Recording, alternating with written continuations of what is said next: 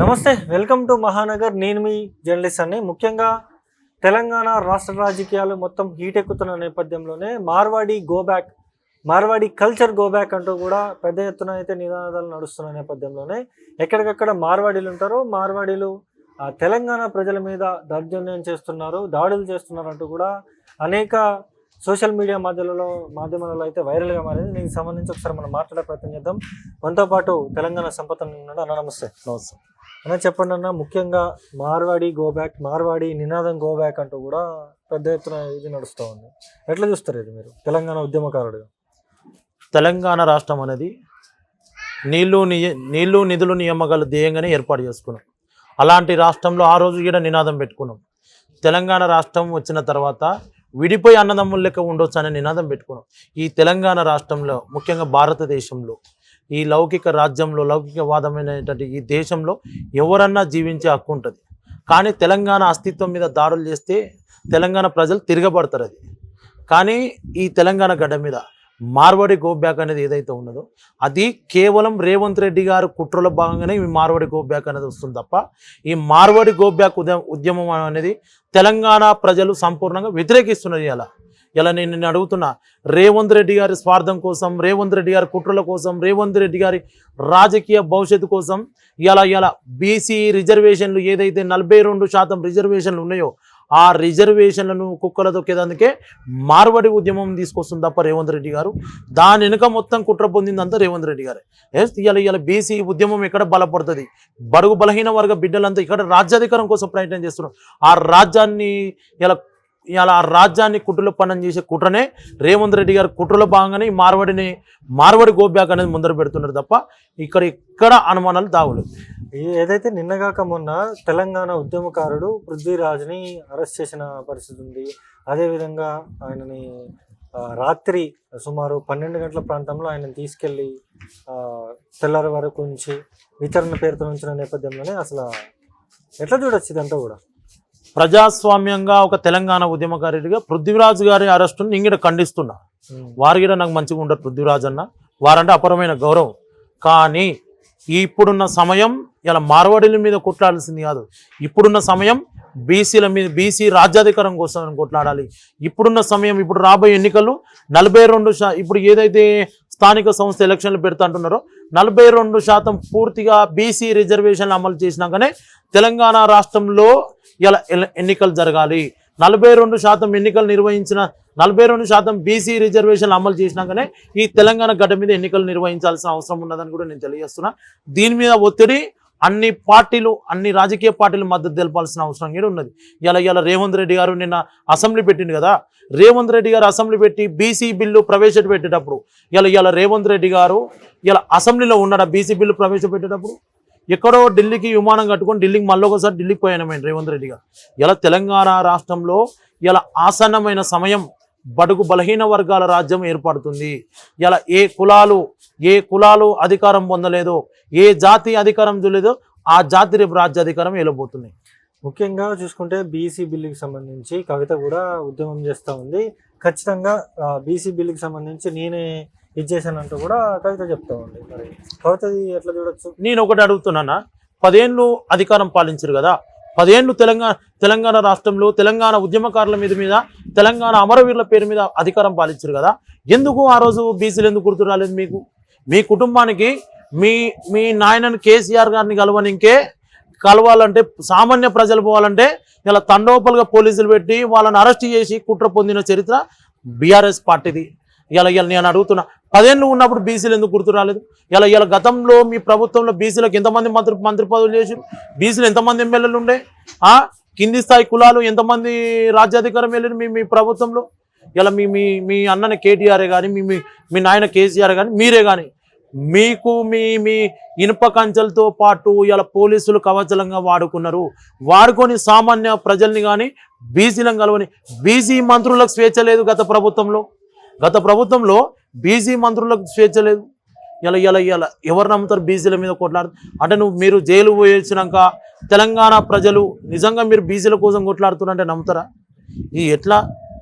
ఇలా ఎక్కువ తక్కువ మాట్లాడితే దాడులకు తెగబడతారు తప్ప వాళ్ళు ఏముండదు. ఇలా తెలంగాణ ప్రజలు పూర్తి విశ్వాసం, పూర్తి నమ్మకం తెలంగాణ ప్రజలకు ఎవరి మీద ఉండాలని వాళ్ళకి తెలుసు. తెలంగాణ అంటే పూర్తిగా కూడా ఇప్పుడు బీజేపీ రాష్ట్ర అధ్యక్షుడు మారిండు, ఖచ్చితంగా కూడా ఈటల రాజేందర్కి ఇస్తారంటూ కూడా ప్రచారం జరిగింది. ఇప్పుడు ఈటల రాజేందర్కి ఇవ్వకుండా వేరే వ్యక్తికి ఇచ్చిండ్రు. మరి ఈటల రాజేందర్ వర్గానికి ఏమన్నా ఇది జరుగుతుందా, లేకపోతే గాలికి వదిలేసినట్టు అనుకోవాలా? ఒకటి బ్రదర్, కష్టపడేటోనికి ఎక్కడైనా గుర్తింపు వస్తుంది. నిత్యం ప్రజలలో ప్రజా సంక్షేమం కోసం తిరిగేటోళ్లకు, ప్రశ్నించే గొంతుకలకు ఎక్కడైనా రాజ్యాధికారం అనేది ఉంటుంది. నేను పదవులు అడుక్కుంటే రావు, నిత్యం ప్రజల కోసం కొట్లాడితే పదవులు వస్తాయి తప్ప ఈయన నమ్ముకుంటే. రాజకీయాలలో గాడ్ ఫాదర్ ఉండడు, రాజకీయాలల్లో మాకు ప్రజలే గాడ్ ఫాదరు. రాజకీయాలల్లో ప్రజలు ఏది ప్రజలే దేవుళ్ళు అనుకొని మేము పోతాం తప్ప ఇలా ఈయన గాడ్ ఫాదరు, ఈయన పదవి ఇస్తాడు అని ఒకరి కోసం ఆశపడవద్దు. పదవి ఇంకెన్ని రోజులు అడుగుతాం, కొట్లాడదాం. మనం వడ్డించేటోడు మనోడు ఉంటే రాజ్యాధికారంలో ఎంత పెద్ద పదవులైనా మనకు వస్తాయి. ఇలా తెలంగాణ రాష్ట్రంలో అతిపెద్ద కమ్యూనిటీ అయినటి రెడ్డి సామాజిక వర్గం రేవంత్ రెడ్డి గారు ముఖ్యమంత్రి ఉన్నారు. ఇలా కింది స్థాయి ఆఫీసర్ నుండి మొదలు పెడితే రాష్ట్ర మంత్రి వరకు, రాష్ట్ర ముఖ్యమంత్రి వరకు కూడా రేవంత్ రెడ్డి గారు నచ్చిన వాళ్ళని ఆయన సామాజిక వర్గాన్ని పెద్ద పెట్టేసి రేపు అందుకే అంటున్నా, ఈ తెలంగాణ గడ్డ మీద బడుగు బలహీన వర్గాల రాజ్యాధికారం వస్తేనే రేపు అందరికీ న్యాయం జరుగుతుంది. ముఖ్యంగా కొన్ని రోజుల్లో కూడా కార్పొరేట్ ఎలక్షన్స్ ఉన్నాయి. కార్పొరేట్ ఎలక్షన్స్లో ఖచ్చితంగా కూడా బీజేపీ స్టాండ్ ఎట్లా ఉండబోతా ఉంది? భారతీయ జనతా పార్టీ స్టాండ్ ప్రజల పక్షమే ఉంటుంది తప్ప ఇలా కనబడుతున్నది. ఇలా ప్రజల పక్షంతో ప్రజలలో నిత్యం ఇలా మా హైదరాబాద్లో ఉన్నటి కార్పొరేటర్లంతా ఇలా నిత్యం గలాన్ని వినిపిస్తున్నారు. ఇలా జిహెచ్ఎంసీ గడ మీద నిత్యం పోరు చేస్తున్నారు.